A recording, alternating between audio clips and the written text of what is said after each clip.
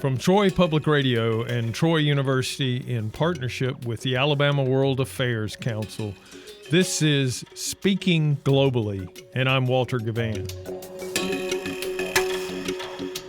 Welcome back to Speaking Globally, where we look at the history, politics, and culture of different regions and countries around the world and talk with people who can provide context and insight into some of the most important global issues we face.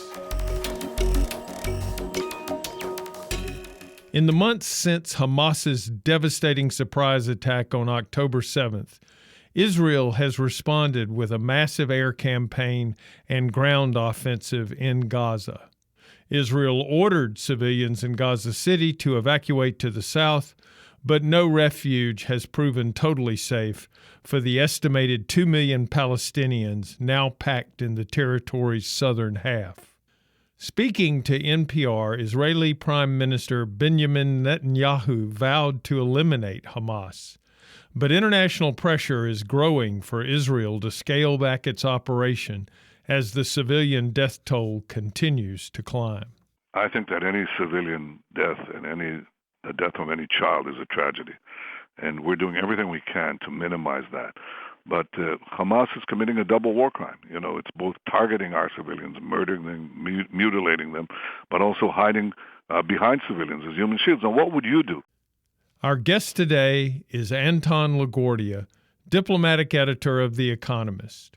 He previously served as the digital editor, deputy foreign editor, and Middle East and Africa editor. He is also a frequent broadcaster on both television and radio. On a personal note, I've had the privilege and pleasure of working with Anton in Washington, London, and Afghanistan as he covered military issues and operations in which I was engaged. Anton La Guardia, thank you for joining us on Speaking Globally.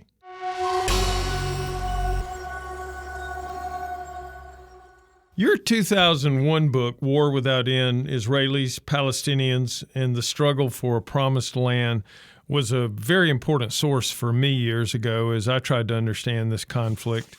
And one of the many things I appreciated about it was the care that you took to dive into the historical roots of the present situation. I'd like to take a similar approach with our conversation. Tempting as it is to dive right into current events, let's look back at some of the major historical milestones that got us to this point.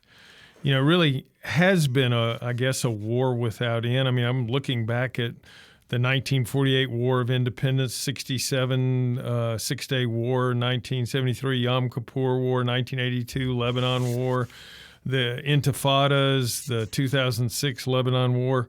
But it really goes back much further than that. What's a good starting place to try to begin understanding this?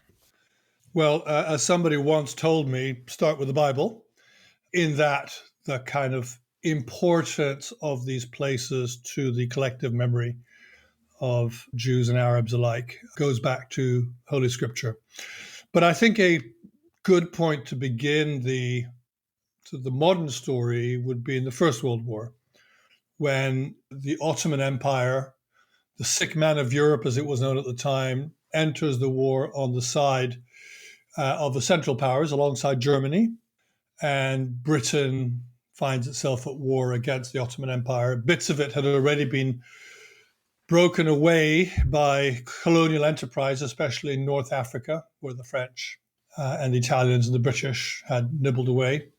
But the core Arab provinces of the Ottoman Empire were now in contention. And if you remember your Lawrence of Arabia, the British were busy working with the tribes of Arabia to blow up the Hijaz Railway and try to hit the Ottomans in the soft underbelly as they saw it. And as part of that process, they did two things. First of all, the French and the British in particularly sat down and began to carve up on the map what would happen to these territories when Turkey was defeated. And secondly, the British issued the Balfour Declaration, in which the British Foreign Secretary in 1917 promises a Jewish homeland for Jews in Palestine. There is a kind of caveat as long as it doesn't, impinge on the civil rights of the indigenous population. But it was clear that something was being promised to Jews. The Zionist movement had begun by then, and the British sought to curry favor with it by promising a homeland. And then you begin the creation of the embryonic state of Israel under British tutelage, protected by British arms. Arab revolts are suppressed by the British, allowing the Zionist movement to flourish and create the institutions of what would become the state. And then, to cut a very long story short, it was a turn of Jewish groups to revolt. Initially, the right, the nationalist right, the revisionists as they were called. And then after the Second World War, also the main labor Zionists. And Britain throws up its hands in 1947, hands the problem off to the UN, says we're leaving, and the UN partitions Palestine into an Arab and a Jewish state. And the Jewish state is created in the teeth of war, and the Arab state is not created. The bits of Palestine that remain in Arab hands are either annexed by Jordan, that's the West Bank, or administered by Egypt, which is the Gaza Strip. That was masterful. Thank you. Hey, let's talk about that because, we're talking about the creation of states and we're talking about land, but we're also talking about people. Give us a sense of population movements as they were taking place at this point in time in the creation of the Jewish state. Let's take one step back. First of all, historically, there have been small movements of pious Jews who have gone to the Holy Land to lead the religious life, usually in Jerusalem. Then you have successive waves of more secular Jews as proto-Zionists who move to Palestine, usually in response to pogroms and waves of repression in Russia and in Europe, creating agricultural settlements, buying plots of land, and so on. And then with the establishment of the Jewish homeland under British rule, and then the creation of the State of Israel, you have much larger inflows of Jews from Europe mainly, and then later on from the Arab world when Israel was established. And you have an outflow of Arabs or Palestinians, depending on when you decide that Palestinian identity becomes a separate thing. But let's call them Palestinians for the purpose of this conversation, that they were inhabitants of Palestine. And they are pushed out or flee in large numbers and move to neighboring countries, or at least get out of the way of the main fighting. What then happens is that in the war of 1967, when Israel's borders are, Israeli-controlled territories tripled, a lot of these people who were refugees under the rule of neighboring countries come under Israeli occupation.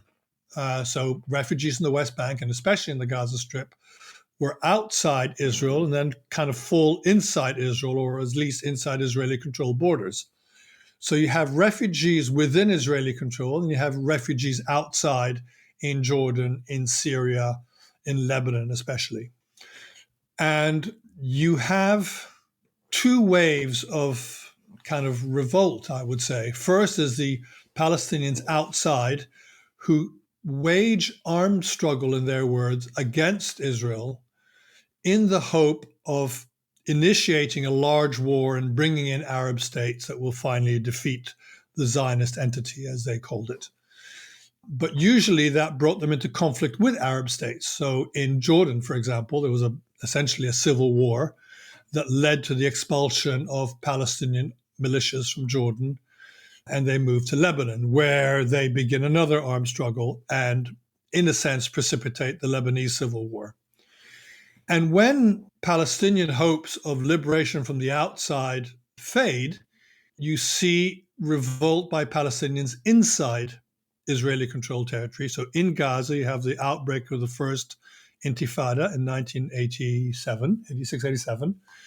And then later on, you have the second Intifada, which was a much more violent affair with guns and suicide bombs. And throughout this period, Israel is attracting Jews from around the world as its population is expanding fast. And today you have roughly a similar number of Jews and Arabs between the river and the sea. And I use that phrase advisedly because it's become highly charged politically. But in its geographical sense, between the Mediterranean Sea and the River Jordan, including Israel, Gaza, the West Bank, Jerusalem, you have roughly equal numbers of Arabs and Jews. The distribution matters, of course. So in Israel proper, Arabs are a minority, but they form a majority in the West Bank, and they're obviously the whole population of the Gaza Strip. And of course, religion is really key to much of this, especially in the idea of the Jewish state. And then on the other side, of course, almost all Muslim. So this is playing into it and giving it even really a heightened importance, isn't it? The religious, political, emotional attachment to the land of both peoples is extremely strong. You have two groups of people claiming the same patch of land, which is not very big, each of whom feels it belongs to them, and they feel it in a very profound way. Jews because it's the land of the Bible, and you don't have to dig very far to find traces of Jewish kingdoms of antiquity. And you have Palestinians who say we've lived here for generations and we're being dispossessed or oppressed, and it is very difficult to solve the problem. And there's basically one of two ways in which you do it. One of three ways, in fact. One is that you divide the land, as happened in British-ruled India or in Ireland, usually a bloody affair, or you share it in some kind of way, as the Belgians do between Flemings and Walloons, with sort of very complicated constitutional arrangements, or one side dominates the other. And at the moment, Israelis dominate Palestinians. And they feel that Palestinian statehood, if it were ever allowed, many of them feel it would pose a mortal threat. Some Israelis feel this would be the solution. And the American administration of Joe Biden believes a two-state solution is the answer, the creation of a Palestinian state. But a lot of Israelis have the very specific experience of having tried to make peace with Palestinians and things getting worse, the terrorism problem getting worse, and the assault from Gaza on October 7th being an absolute horror.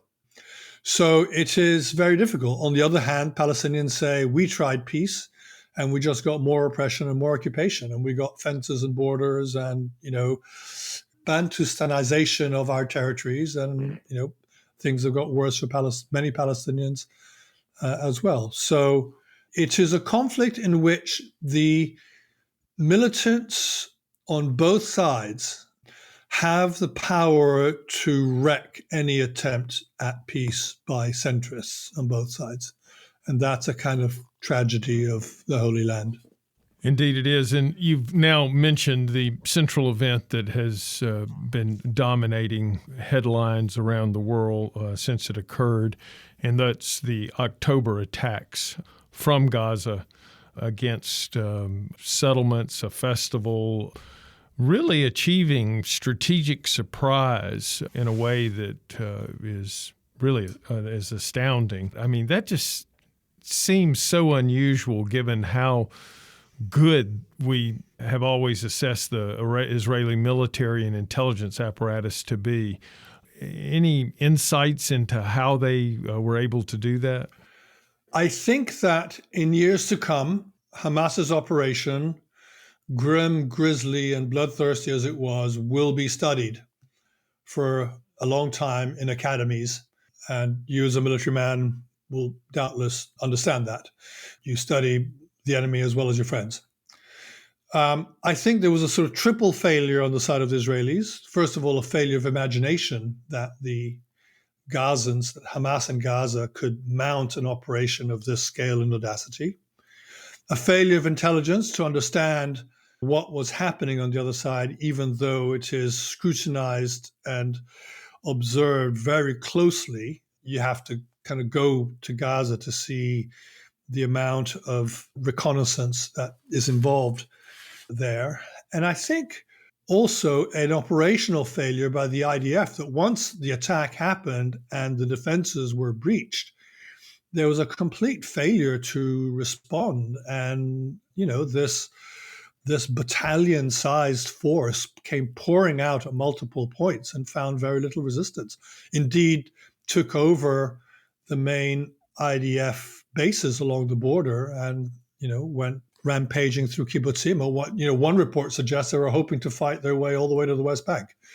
So in terms of how they did it, I've heard people compare this to not a sort of terrorist attack or an insurgent operation, but something more akin to special forces, where they studied the Israeli defenses, they blinded them at the outset of the attack by using drones to drop munitions onto fixed positions, sort of remote controlled weapons and observation points, attacking the command and control centers that were thinly defended, attacking from multiple directions and multiple points on land, on air, and at sea, and keeping it all secret from not only the Israelis, but from their own population as well, it seems.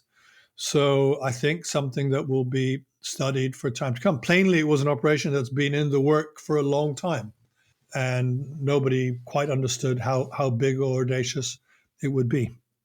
I would agree with that. I, in fact, have visited Israeli outposts that were monitoring Gaza. So I was there on the ground with them. And what I guess was struck by, and this is typical, you tend to expect one thing, and so that becomes the thing that you look for.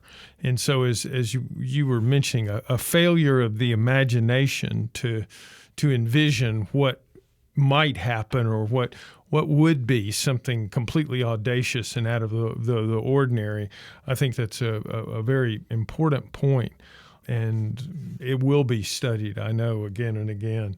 Now, as we look at that, I'm going to go back to a point you made earlier about this sense of getting other countries, Arab countries, other entities, or Iran being a non-Arab country but Muslim, to rise up at the same time to inspire that.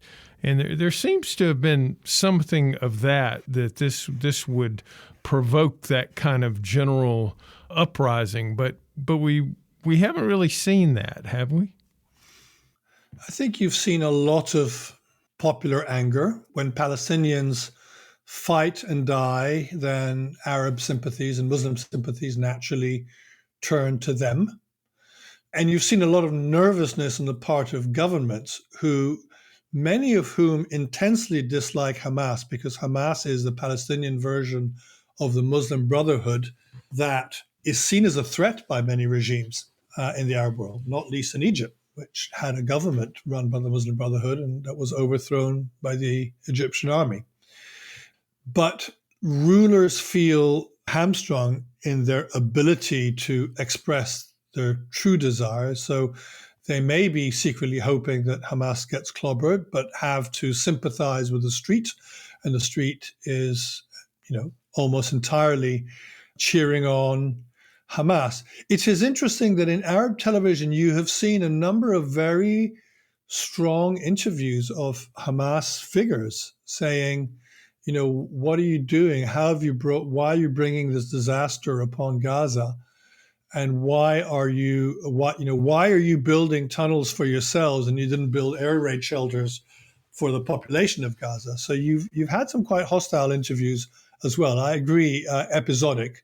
And the most interesting thing has been, I think, that Mohammed Deif, the military commander of Hamas, issued a video on the outset of the attack, calling on Arabs to rise up, especially calling on other groups to rise up, and they haven't done so. So the so-called axis of resistance, this is the network of allies that Iran nurtures around the Middle East. So Hezbollah in Lebanon, a number of militias in Syria and Iraq, and the Houthis in Yemen, they have done just enough to show that they care and they're showing solidarity with the Palestinians, but not so much as to provoke the opening of a second front with Israel. And I think Hamas has been told quite clearly, you started this war without coordination. Don't expect us to come and lose our own forces and destroy ourselves for your sake. So support and sympathy for Palestine is powerful. The number of people who are willing to sacrifice everything for Palestine around the Muslim world is limited. Let's look at the attack itself, not so much its military dimension, but it's the effects of it. I mean, this was brutal violence that really was unleashed against civilians, women, children. There was a festival. The hostages were taken. People were murdered. All of that had to be purposeful. They were obviously given free rein by their commanders and perhaps even orders to do that. What do you think the goal of that was? Was that to provoke perhaps an overreaction from Israel, or have you thought about that? It is, we won't know until leaders of Hamas speak candidly about why they did this. I mean, I do not believe the story that Hamas leaders say that they themselves were only going after military targets. And, what happened is that there was a general melee of others who came pouring out of the border, and they were responsible for the atrocities against civilians. I think there's enough evidence to suggest that Hamas fighters were sent out with orders to cause atrocities and as much horror as they could. And that suggests they went out with an intent to provoke an overreaction, to use Israel's strength against itself, which is a common enough terrorist tactic. There may also be a degree of coarsening of terrorist tactics as a result of what Islamic State did in Iraq and Syria, which is this very ostentatious spilling of blood and gore. Hamas were the people who, after all, introduced suicide bombing to the Israeli-Palestinian conflict in the 90s. So they have a history of escalating in sort of shock value what they do. And I think it serves a dual purpose. It serves to provoke the Israelis, and it serves to show by leading example that they're the vanguard of the fight against Israel. And the response becomes so overwhelmingly, remember that, one can dispute the numbers, but many thousands of Palestinians have died in Israel's response and retribution, that the original cause is lost in the daily sight of Palestinian built-up areas being bombed to rubble. Certainly, you see that in Arab coverage of the conflict. That leads me to exactly what I wanted to talk about next, is the situation on the ground now. The Israelis seem fully committed, in spite of the slow going and the difficult problems with tunnels, and Hamas using non-combatants and hostages as shields, and also forcing the Israelis to take a huge toll in terms of civilian deaths to accomplish their objectives. The statistics, of course, we're getting from a Hamas-controlled agency primarily. Still, it's inevitable given the scale of the military operation and the kind of things we're seeing that there are going to be a lot of people hurt or killed as a result. What is your impression of Israeli objectives and how long it will take to achieve them? And do they have that long? The Israelis know from their experience that they have limited time to achieve their objectives. Limited because their army is mostly a reserve army, and therefore there's this real economic cost to prolonged operations. And also limited by the pressure that the world puts on them to stop, particularly when they're seen as the main power and Palestinians are perceived as the underdogs. In the fighting in Lebanon in 2006, in successive wars in Gaza, you have seen growing pressure from the West, ultimately from America, saying okay, you've achieved enough. It's time to stop because this is causing trouble elsewhere and is undermining our position elsewhere in the Middle East. So they know time is limited. Now, how limited is time? They can stretch it out if they're careful about civilian casualties, or they can, hasten the pressure if they're too brutal.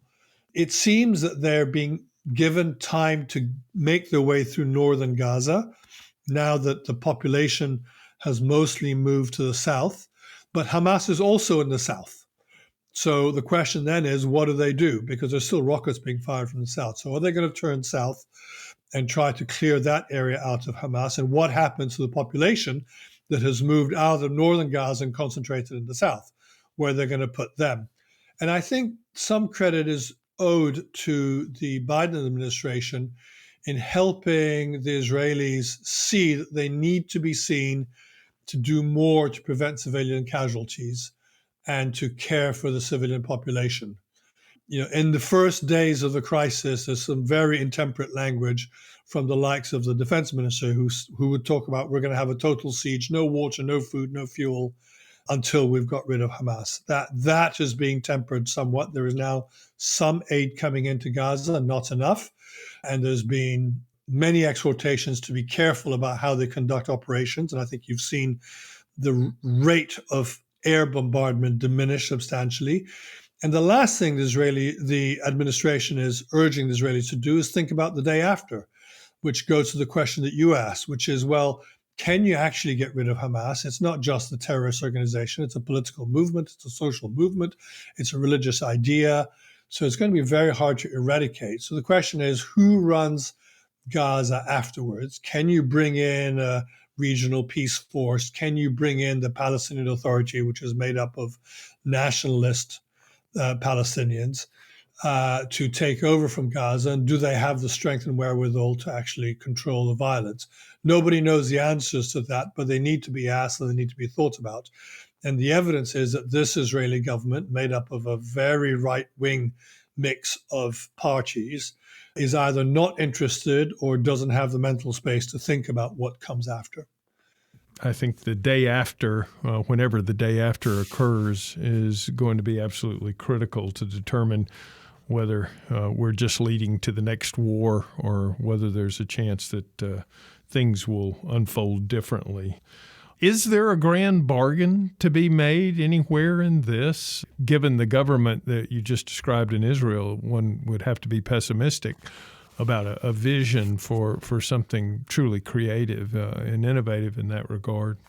Well, the solution that Antony Blinken, the Secretary of State, and others are outlining goes something like this. Israel pursues its military goal of degrading Hamas. It holds the ring, but does not remain in permanent occupation of Gaza. An international force led by Arabs comes in to replace the Israelis.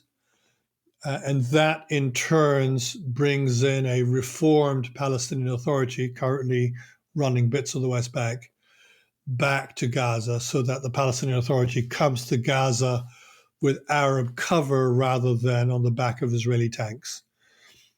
And that authority is sufficiently strong to run Gaza.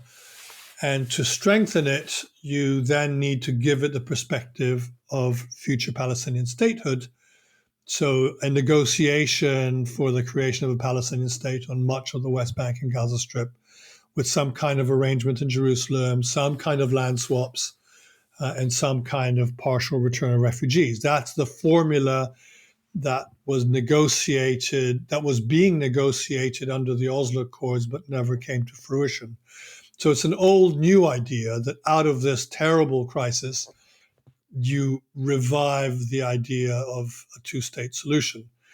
Now, that's very difficult for a number of reasons. Number one, as I touched upon, attempts to create a two-state solution have made everything worse for both sides.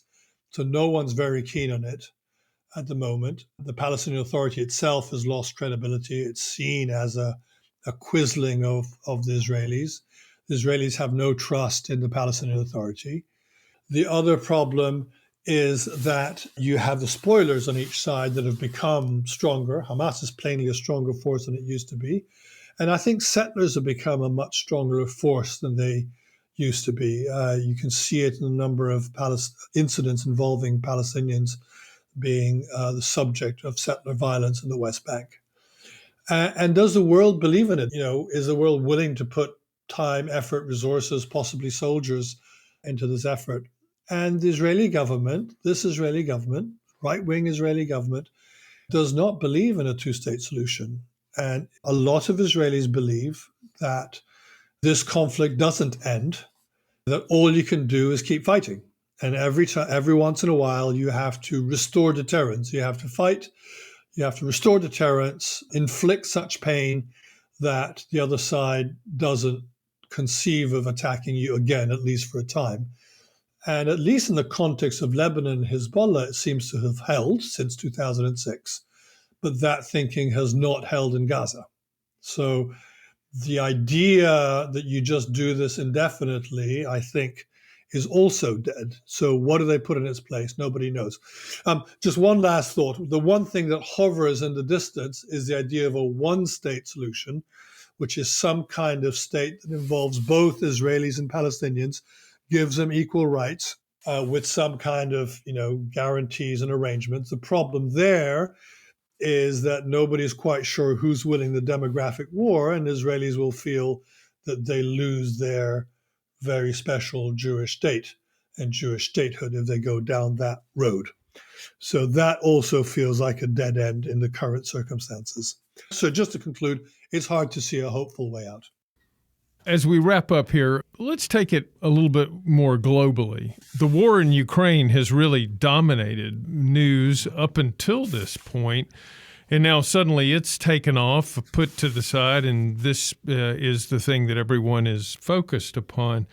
Given the way it's diverted attention, is there any idea of whether the Russians actually had a play in this, or is that just coincidental? I don't think the Russians had a direct play in this. There is a question as to whether Iran had a direct play in it. Certainly, the Iranians have been financing, helping, training Hamas. Whether they had a foreknowledge of the timing and the scope of the operation is not clear. However, I think it is fair to say that the Russians are willing to exploit the chaos that this creates. They have welcomed Hamas in Moscow, for example. They have switched back to the old Soviet pro-Arab stance, giving up the policy of recent years of being closer to Israel. There was something of a love affair between Benjamin Netanyahu, the prime minister, and Vladimir Putin. And I think that's now in the past. I mean, the two things touch each other in that Russia, China, Iran are aligned to some extent in their objectives to undo the American-led order, and in their own ways America is challenged in Europe, in the Middle East, and in Asia. So there's a question here of American overstretch and American power. And lastly, that feeds into the question of America's own political dysfunction, most importantly on the question of the supplemental that the Biden administration has presented Congress for aid to Ukraine, to Israel, and to Taiwan. And Congress seems unable to pass that. And the latest continuing resolution to keep the government working, again, does not include supplemental aid for those countries. And there's a real question as to whether America can maintain its global posture given the multiple vetoes in Congress held by let's say the more isolationist wing of American politics. What it takes to accomplish the things that we see as important in this world, in this situation. Certainly, it'll be interesting to see that after the new year, whether the American Congress will fund that kind of leadership role. Well, Anton La Guardia, it has been a pleasure having you on Speaking Globally. Thank you for your insights, invaluable as they are, into the situation in the Middle East. It's a treat to be with you. Thank you. I enjoyed it. My guest today has been Anton La Guardia, diplomatic editor of The Economist and author of War Without End, Israelis, Palestinians, and the Struggle for a Promised Land. Our podcast is recorded in the studios of Troy Public Radio on the Troy University campus and is produced and edited by Austin Toy with help from Kyle Gassett. I'm Walter Gavan, and I look forward to talking with you again soon on Speaking Globally.